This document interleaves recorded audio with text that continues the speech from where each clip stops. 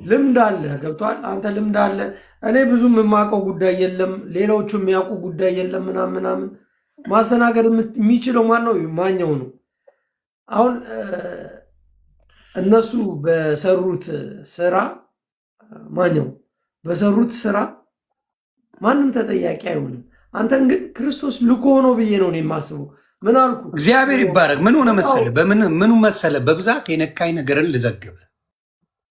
እኔ አሁን ፔንቴኮስቷ በድህነት ትምህርት ላይ ሁሉ ነገራቸው አንድ አይነት ነው የሚል ልዩነት ቢኖርም ብዙ አይደለም ብዬ የማምን ሰው ነበርኩ። እውነት ለመናገር ከውጭ ስታያቸው አንድ ላይ ቁጭ ብለው ሲያወሩ ስለ ኦርቶዶክስ ስለ ገድል ሲያወሩ አንድ አይነት ነው የሚመስሉ አይደለ?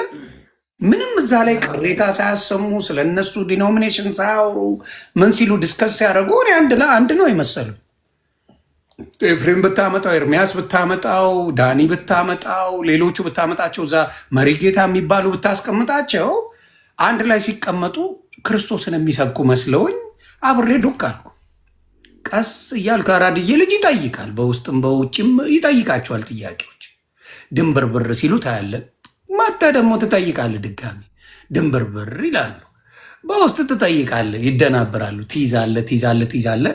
መጨረሻ ላይ ግን መፈንዳት ባለበት ሰዓት የሚበቃኝን ያህል እንዲያውም እኔ ብዙ አልተናገርኩም እኮ የሚበቃኝን ያህል ኢንፎርሜሽን ሲዝ በ3 ቀን ያው ጭምብሉ